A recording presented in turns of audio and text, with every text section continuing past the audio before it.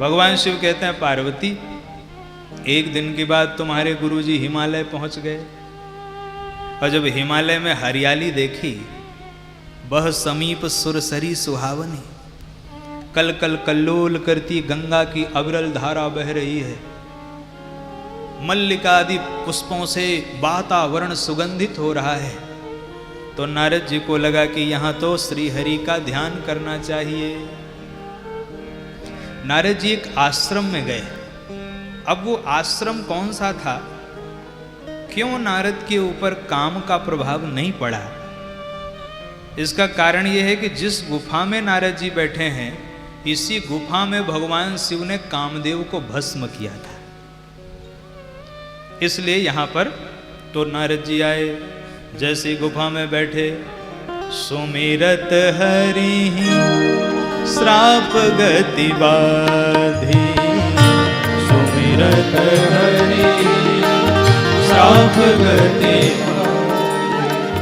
सहज विमल मन लागी समाधि, सहज विमल मन लागी समाधि, सहज विमल मन लागी समाधि, सहज विमल मन लागी समाधि। नारद जी ने जैसे ही श्री हरि का स्मरण किया तो जो दक्ष का श्राप मिला हुआ था, तो 2 घड़ी से ज्यादा कहीं ठहर नहीं सकते। सुमिरत हरि ही श्राप गति बाधी। ऐसा क्यों हुआ कि जिस समय हम भगवान श्री हरि का स्मरण करते हैं, उस समय काल चक्र बाधित हो जाता है। इसलिए सुमिरत हरि ही श्राप गति बाधी और सहज विमल मन लागी समाधि। मन इतना निर्मल हो गया, समाधि लग गई। अब जब नारद जी समाधि में चले गए तो देवराज इंद्र को लगा कि कहीं ये भगवान नारायण से इंद्रासन न मांग लें। इसलिए देवराज इंद्र ने कामदेव को भेजा। कामदेव आए, पूरा जोर लगाए, पर नारद जी का कुछ नहीं बिगाड़ पाए, तो मन ही मन बहुत घबराए। प्रहलाद जी का प्रकरण याद आ गया गुरुदेव की कथा से। मन ही मन बहुत घबराए और सोचने लगे कि एक बार तो भोले बाबा ने भस्म ही कर दिया है, और कहीं नारद बाबा को भी क्रोध आया तो ये दोबारा ना निपटा दें। इतने समय के बाद कब तो जदुवंश में भगवान ने अवतार लिया तो शरीर मिला। दौड़े दौड़े कामदेव चरणों में गिर पड़े, क्षमा महाराज क्षमा। अच्छा आश्चर्य, नारद जी के मन में क्रोध भी नहीं हुआ।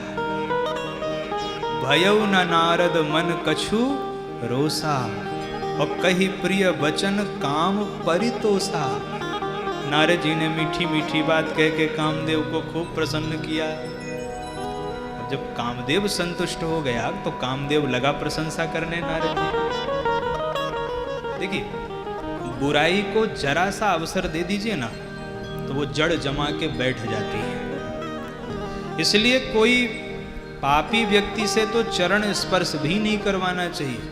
उसके भी जो संस्कार होते हैं ना, वो हमारे हृदय में प्रवेश कर जाते हैं। वरना तो आप विचार करिए, नारद जी में आखिर अभिमान आया कहां से? अरे जो भगवान का ध्यान कर रहा हो, हिमालय में, वो भी सामान्य, वहां तो वातावरण भी शुद्ध, पृथ्वी भी शुद्ध, गंगा मैया बह रही हैं, स्थान भी पवित्र, जहां कामदेव को भस्म किया भगवान शिव ने, उस स्थान पर भी अगर बुराई ने नारद जी को स्पर्श किया तो विकार उनके हृदय में आ गए। तो यहां पर कामदेव ने नारद जी की खूब प्रशंसा करी। कामदेव ने कहा, महाराज क्या कहना आपका, एक से एक योद्धा देखे आज तक, तो आप जैसा नहीं देखा। अब तक तो मुझे भोलेनाथ ही सबसे बड़े योद्धा लगते थे। नारद जी ने कहा, अच्छा तो अब कुछ बदल गया क्या? बोले हाँ, अब तो आप हमें भोलेनाथ से भी 2 कदम आगे नजर आ रहे हैं। कैसे? कामदेव ने कहा, भोलेनाथ ने काम को ही जीता था, क्रोध को नहीं जीत पाए थे। पर धन्य हो नारद जी, आपने तो काम को भी जीत लिया। नारद जी का बिल्कुल व्यवहार बदलता गया। अच्छा जो कुछ लोग ऐसे ही पूछते हैं, अच्छा नहीं, ये तो सब भगवान की कृपा है। हैं, सही कह रहे हो, वाह। तो प्रशंसा सुनते सुनते सुनते एकदम नारद जी फूल गए, और जैसे ही प्रशंसा कान के रास्ते हृदय में गई, उत्पन्न हो गया अहंकार। गोस्वामी तुलसीदास जी लिखते हैं, तब नारद गव ने शिव पाही, तब नारद गव ने शिव पाही, चिता काम हमिति मन माही, चिता काम हमिति मन माही, चिता काम हमिति मन माही, चिता काम मन माही। अच्छा, नारद जी शिव जी के पास ही क्यों गए? जब जीवन में अहंकार आता है ना, तो प्रदर्शन करने का मन करता है। तो किसको सुनाएं? नारद जी को लगा भोलेनाथ को सुनाते हैं, क्यों? उनको बड़ा अच्छा लगेगा। उन्होंने कामदेव को ही जीता था, और मैंने तो कामदेव को भी जीत लिया, लोभ देव को भी जीत लिया, क्रोध देव को भी जीत लिया। तो भोलेनाथ के माध्यम से जब प्रचार प्रसार होगा, तो वो त्रिभुवन के गुरु हैं, तो मेरा प्रचार प्रसार सब जगह हो जाएगा कि नारद ने काम को जीत लिया।